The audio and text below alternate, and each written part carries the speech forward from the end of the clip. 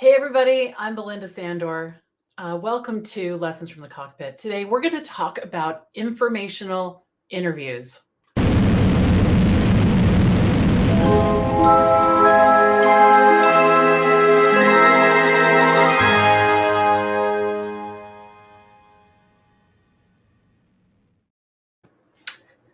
Hey everybody, welcome to Lessons from the Cockpit. I'm Belinda Sandor. I'm your host, where we're going to talk about tactical and practical ideas all about being a virtual assistant. And these tips are for you if you're just starting out or you've been a virtual assistant for a while. Now, I'd love to see in the comments where you guys are coming in from. And also tell me, what is it about this topic that got your interest? What is it about this topic that got your interest? So Lessons from the Cockpit is brought to you by the VA Connection. And at the VA Connection, we work with aspiring and established virtual assistants to help them build thriving businesses, because I want you guys to skip the struggle and start to enjoy the flexibility and freedom of the VA lifestyle. And we do this in our online community, our courses, and our coaching programs. So today we're going to talk about informational interviews, which is a topic that I love because I think it's really overlooked. So, but before we dive in, I'm going to introduce myself and then I'm going to see who's in the room with me. All right. Good.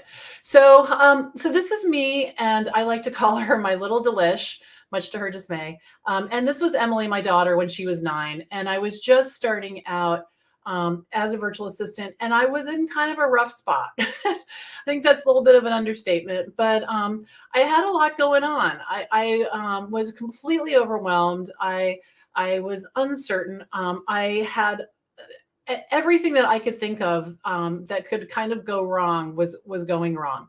I was a nearly single mom, so I'm getting divorced. I don't have a job. I have a ton of debt. I'm talking ton of debt. And Emily and I had to move 3 times in 4 years before we found the right school district, the right place for us to land. And the thing is that what was making this worse was my mindset, because I was of the mindset that when I was 50, which I was just about to turn 50 in this picture, when I was 50, I would be happily married. I would have a good job. My finances would be covered. I'd be able to afford vacations, like sort of living the dream, at 50. And that's not what was happening at all. And I didn't know what to do. I knew what wasn't going to work. And I knew that getting a job was not going to help me, because I knew that, getting a job at 50 or 60 or even, $70,000 a year, it wasn't going to be enough to get me out of this massive debt and to get me back on track. And it felt like, it was funny, even, so now I'm about to turn 62 and I feel younger and more energy and more life than I did back then. And I think it's because I had so many burdens on my shoulders, and it just felt like it was just too late. It felt like it was just too late. And the thing that really got me was I wasn't trying to have $1 jillion. What I was trying to do was, be able to pay the mortgage. I hadn't paid it for over a year. I wanted to be able to, go to the grocery store and not have to count up all the things on the conveyor belt, before getting to the checkout, to make sure I had enough money. I didn't want to be doing that. I wanted to be able to pay the bills, go on a nice vacation once a year, take some time off and enjoy myself. Right. And so I decided to do admin work. I was a secretary back in the dark ages when they called us that. And I liked it. I felt like I was good at it. I was always the one that people came to, like, can you figure out why this isn't working or why my printer's not working? And I thought, what? People started to tell me I could make money doing that. And while I doubted it, I just leaned into it. And so I really, I got my first client. A lot of you guys know my story. Got the first client at the school bus stop, my second in a wedding buffet line. I'm standing there waiting to get food and make a conversation with someone. So you really want to stop prospecting, right? Stop prospecting and just make sure everybody that knows what you're up to. That's how you're going to get That's how you're going to get the work. Okay. So, and now Rocket Girl Solutions is thriving. I've been a virtual assistant since 2010. I've worked with over 220 clients, and I've earned over $1 million. Now, I want to say something about these 220 clients. I probably had over 600 discovery calls. So if you guys are getting discouraged and you feel like, you're having discovery calls and you're not hitting the nail on the head, it's okay. Just keep going. All right. Just keep going. So the first year I was in business, I made $70,000. And every year since, for the next 10 years, I made $100,000. And it was just me doing VA work, not an agency, not teaching people how to be VAs, but just doing the work. And this is what it looks like. This is what my family looks like today. This is my new husband, Greg. We got married in the summer of 2021. And these are our kids, Emily and Greg's 4 boys, David, Charlie, Stephen, and Andy. And this was our wedding day. And life is really different now. My finances are under control. I'm not making, crazy minimum payments and overdrafting my checking account like I used to. I have a thriving business, and I was there for Emily when she grew up. I was there, and I can breathe again. That's the main thing. I've learned to get this under control in a way that it works for my family. Definitely works. So let's look and see who's here. There's lots of you here. Tammy's here. Maria's here from Pennsylvania. Hello, this must be Frederica from Amsterdam. Hello, Svetlana. Hello, hello, hello. Dana is in Colorado. Nice and sunny in the UK. That's awesome. And Joanne's here from Whitburn, England, and Heather from Chattanooga and Huntsville. Oh my gosh. And Michelle's here from Frisco, and always looking forward to learning more about, oh, good. So Tammy says, always looking to learn about having informational interviews. Yes. And we've got someone from Atlanta and St. Lucia. And Dana says, this topic interests me because I believe it will help me know more about how I can help people with my services. Yes. Good. And you'll learn what people are looking for. Yes. Lavinia is much better. Well, Lavinia is my chicken, one of my chickens, and she injured her leg and she is hobbling around. We gave her her first dose of medicine and she is much better today. So I have a strong feeling that she might go back out to her coop tomorrow. So we'll keep you posted on Lavinia. Good morning, Jody. Can you give a suggestion for a conversation to have as a follow-up to a discovery call that didn't necessarily lead to a client? Yes, let's talk about that. But first, I'm going to jump into the informational interview, and then we can talk about that as well, Dana. And yes, absolutely. Okay, let's climb in. Oh, there's a lot. I just scrolled the comments. There's a lot more. You guys are great. Okay, cool. Now, when you're just starting out as a virtual assistant, it can be difficult to know where to find clients, right? I mean, we talk about it a lot, but I know you guys kind of get in your head and, you're thinking, the chatter starts and you're thinking, what am I going to do? What am I going to do? Because I also know that you want people to know about your business, but you don't want to feel like you're selling, right? You don't want to be pushy. And the worst thing is, I know you don't want to look desperate, right? No one wants to look desperate. So one way you can do this to get the word out in a really, I think, a powerful way is an informational interview. So an informational interview, we're going to talk about how it's different from the other ways to keep in touch with people, because we learned, the simple success formula in the challenge and in VA school about staying in touch with the people you already know, learn to talk about your business in a clear, concise way, and repeat, right? That's the cycle. That's what you're going to keep doing. So an informational interview is a conversation with a fellow entrepreneur, okay? So you're an entrepreneur, they're an entrepreneur, or a small business owner, okay? And what you do is you introduce yourself and your virtual assistant services in an informal. Now, note, I did not say casual, right? Informal and casual are two different things, and I want you to think about that. So in an informal meeting, and you ask for feedback and advice about your business idea, okay? So how this goes is, this is what I did when I first started out. I talked to people and I said, okay, who do you know that is a successful entrepreneur in a different industry? So I probably talked to like a coach, and I talked to a financial person. I'm trying to think back. I remember some of the people I talked to, and consultants, And I said to my friends, okay, so who do you know? Or I looked in their LinkedIn that I can talk to. And the whole idea is this isn't a coffee where you're sharing, where you're getting to know each other. It's subtly different. All right. So pay attention to the nuances here. So you're asking them, you're saying, hi, successful entrepreneur. I'm a new entrepreneur. Let's say this person's a lawyer. Okay. They're an attorney. So you're sitting there and the conversation is, I'm just getting started as a virtual assistant. I wonder if someone who's an attorney like you in your industry, not you, your industry, would ever work with a virtual assistant. It's like market research. Okay. That's the way you think about it. It's like market research. And what it does is it gives you time to practice talking to someone else and getting their feedback. And we'll talk about that in a minute.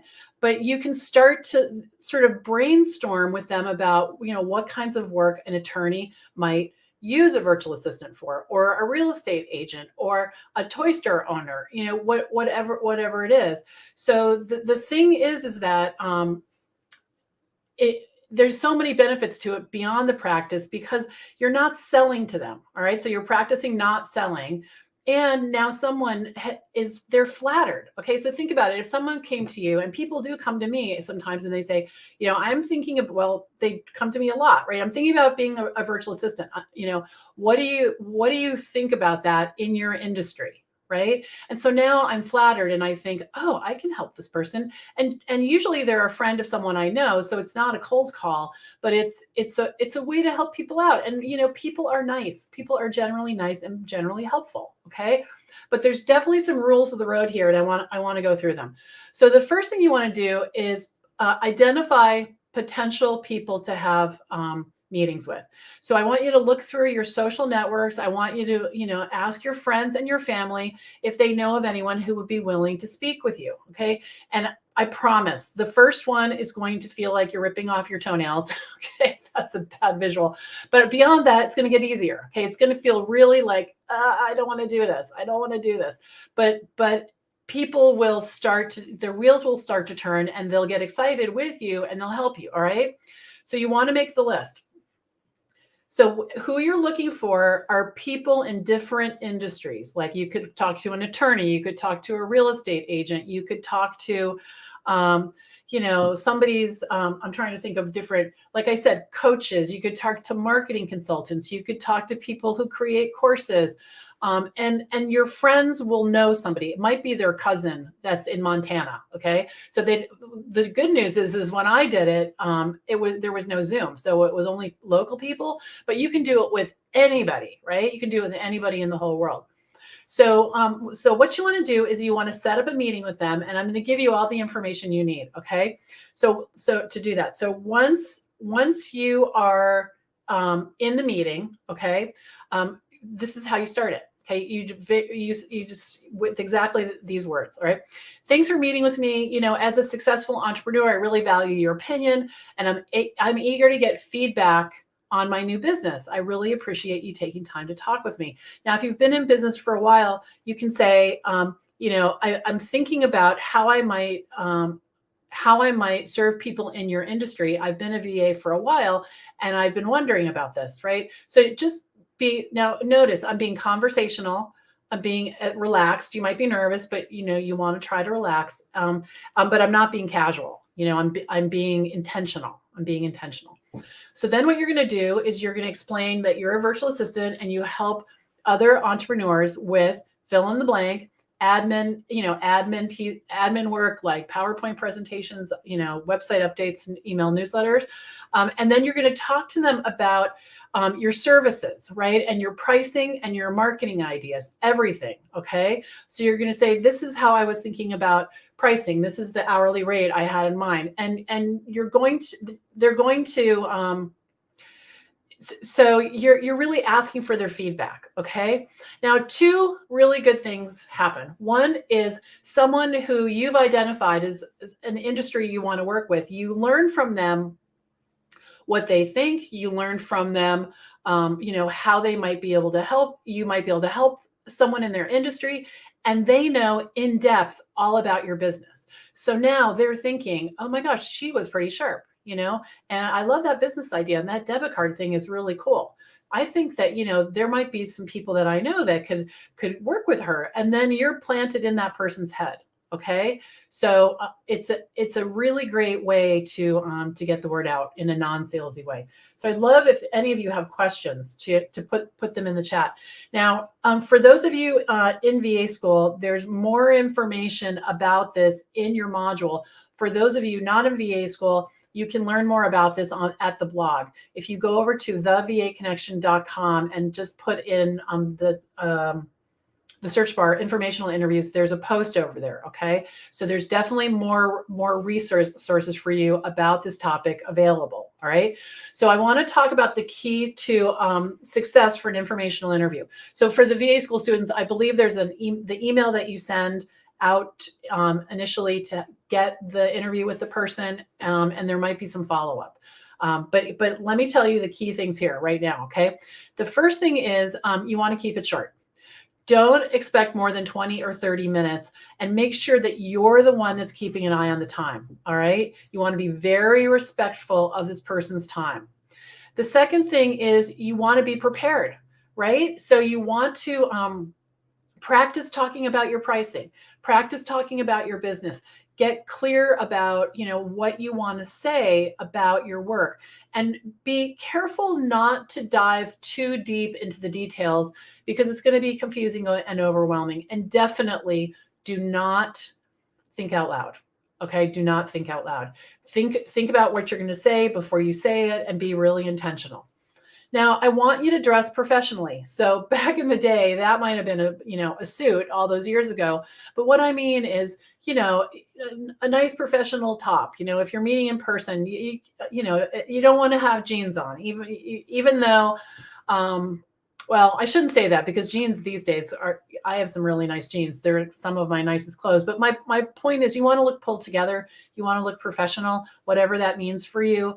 And the reason you want to do it is it's a sign of respect. And I know in a lot of ways I'm old fashioned.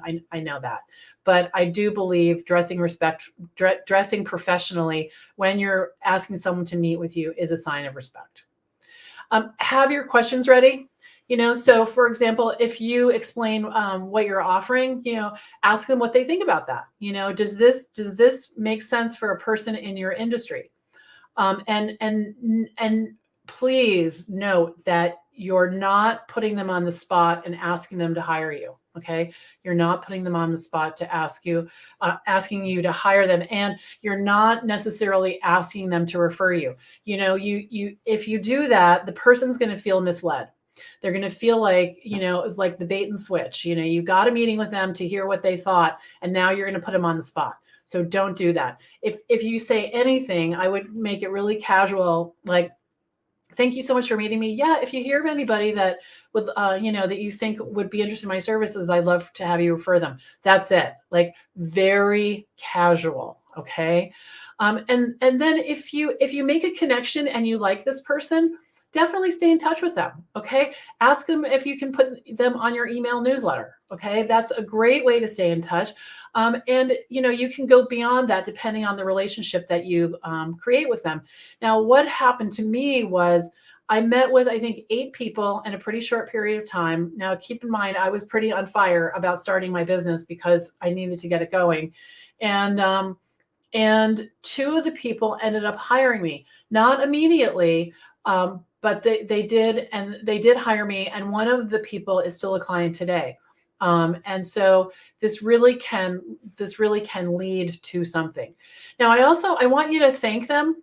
I want you to write them a handwritten note, on the same day and mail it to them. You can ask them for their address. You can also send an email, but if you have the possibility of getting their address, a handwritten note goes really far, and it can be simple. Thank you so much for meeting with me. I really appreciate your point of view. You've helped me with my business, and I can't thank you enough. Your name. Like, that's it. Okay. Not a lot. So make sure you thank them. Now, I want to give you a feedback alert. Okay. So you're going to get a lot of valuable feedback. You're also potentially going to get some feedback that goes against what you think or what you're learning here. It's okay. right? Feedback is feedback. What I don't want you to do is have someone say, oh, you can never earn $30 an hour. That's ridiculous. And then twist yourself inside out and change your whole pricing model. Okay. Or if someone says, no one's going to ever pay up front for your time. They don't know what they're talking about. That's okay. All right. That's okay. So you just thank them and you say, thank you for that. Thank you for that feedback. I'll certainly keep that in mind. Right. So just remember that, because otherwise, every time you meet with someone, they're going to have a different idea. Take the good, leave the not so useful. Okay. And then move on. Good. All right. So let's look. We have some questions, which is great.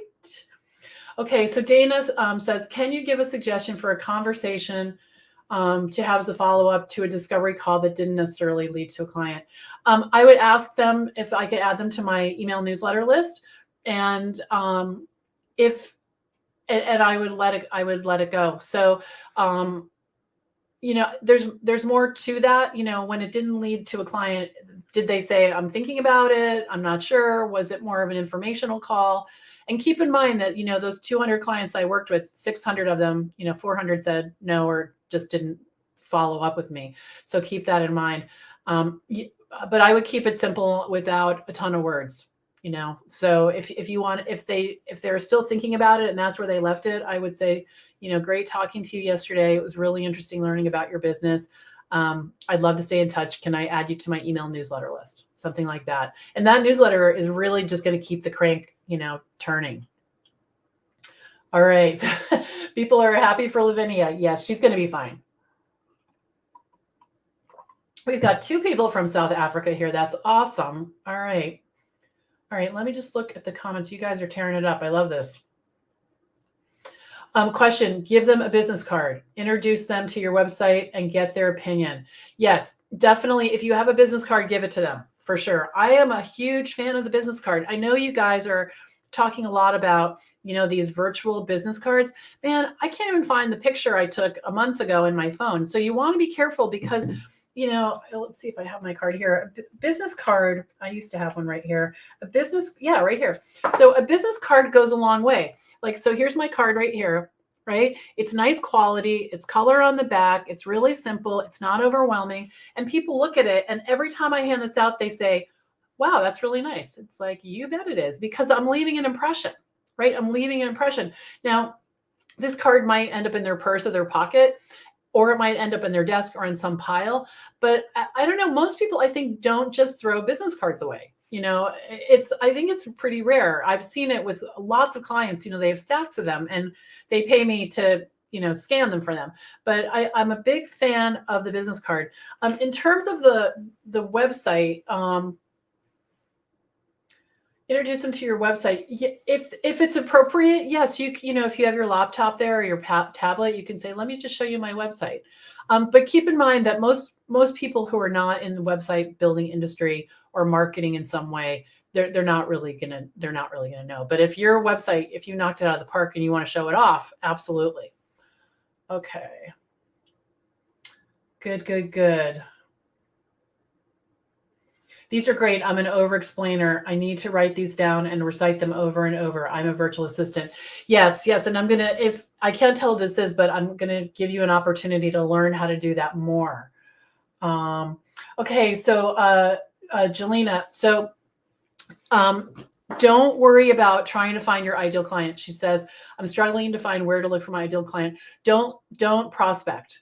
It's impossible. And that's why you're struggling. So what you want to do is you want to tell everybody that you know what you're doing. I mean, your cousins, your second grade teacher, I'm exaggerating, but not really. You want to tell everybody you know, and then people who need you will come to you. All right. People who need you will come to you.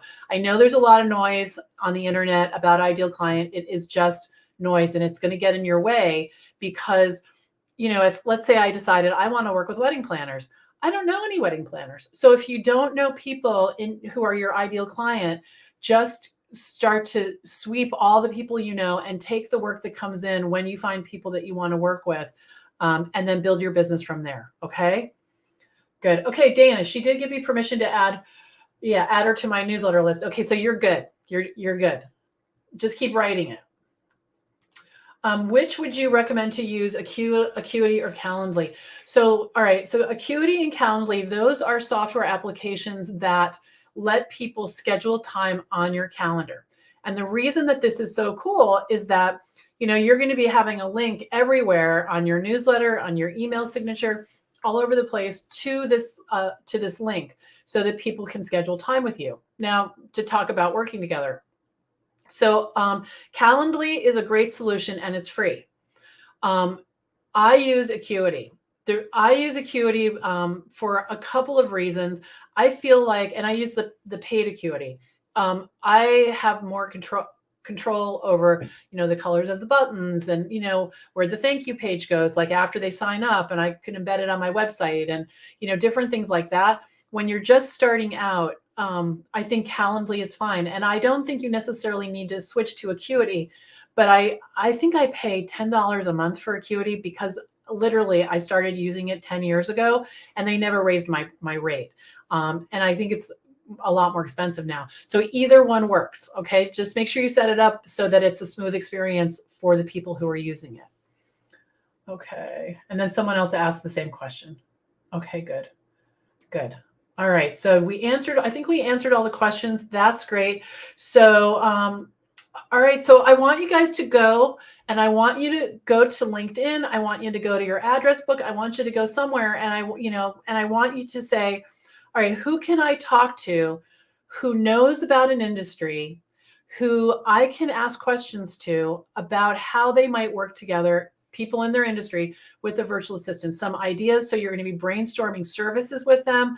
You're going to get their feedback on your pricing. You're going to get more comfortable talking about your work. You're going to be gracious and thankful for their time and their investment in your business.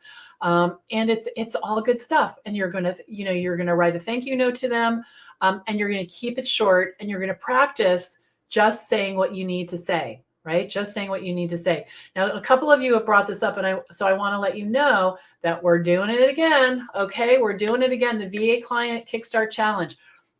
This is a 5-day free training. We're going to be starting in about a month on March 6th. Now, what I want to tell you is on day 1, we nail down your services. Okay. On day 2, I teach you specifically how to talk about your work in a way that people understand and can remember, and literally turn it into a referral engine. Okay, so that's day 2. Day 3, we talk about where the clients are, so that you want to be where they are, so that they can see you and come to you, right? Because my clients come to me. I don't go out searching for them.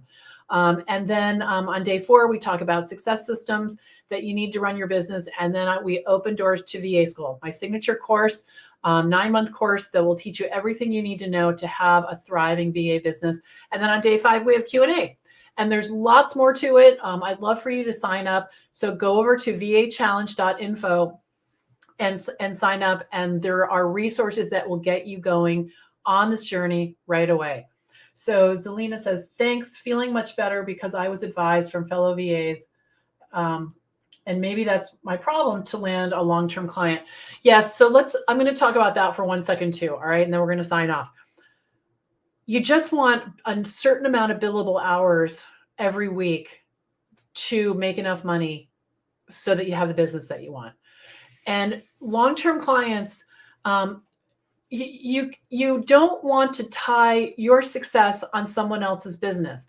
And that's why I always have so many clients, because clients come and they go, their dog dies, they go on vacation, they retire, they decide they don't want to work with the VA anymore. So what you want to do is get that steady stream of clients, and not, as we say in the US, put all your eggs in one basket, right? So if you have one long-term client and they decide that they don't want to work with you, you have to start over. So you don't want to do that. So while working with one client might feel secure, it's kind of like having a job. So I don't necessarily recommend that. I recommend having more than one client so that you don't have that high risk that you have when you have a job. Okay, good.